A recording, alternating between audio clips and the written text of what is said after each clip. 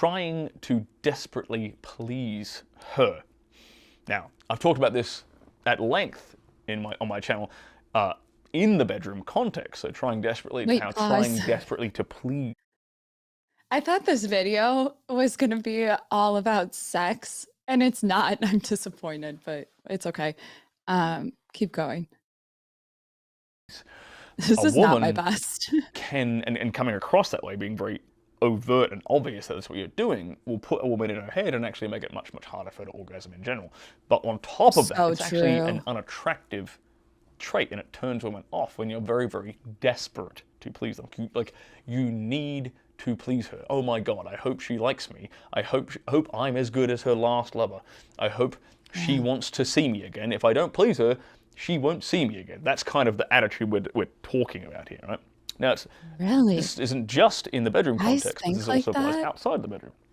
You know, caring desperately about the restaurant you take her to on a first date. Oh my If you God, decide to this do that. one. You know, oh, I really hope she likes this restaurant. And that might manifest itself Pause. even before you get. Guys, I'm going to say it.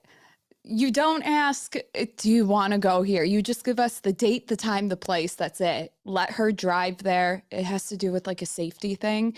Do not ask us, well, would you want to go here? We don't even know what we want to do with our lives, let alone why we're here right now. So don't ever ask us anything. Just tell us where. We need you to lead. Okay, keep going. In terms of you texting her and saying something like, oh, I want to take you to this restaurant. Is that okay? Do you like that place? That's fundamentally the opposite of, that's really the opposite of leading, right? See, a guy who's leading the interaction, leading his woman, right? Displaying that leadership, which is an attractive quality to women, is here's where we're going, you're going to like it. It's an assumption of success. It's like, we're going here. And it's also kind of a non-neediness too. It's like, we're going here because I like it. Pause. If you don't like it, oh, whoopty fucking do it.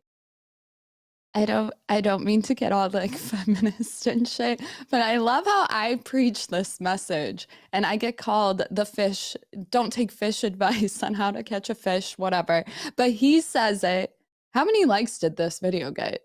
This just came out, right? He says it and it's charming. I mean, equal opportunity. What the fuck? Keep going. I don't care. You're not saying that, but it's kind of implied, right? By not asking her if she likes that place, or not asking her if she really likes that. So this is kind of this idea of treat us like shit, but it's also not trying so desperately to please her at every single step of the way. And more importantly, trying to please her above pleasing yourself. This is something that a lot of guys get wrong. They sort of forego their own pleasure, they forego their own satisfaction above that of the woman. Even in, I mean, I'm not talking about like I'm not talking about in, say, like a marriage context or in like a family context where you'll sacrifice to provide for your wife and your kids. That's fine, cool, whatever.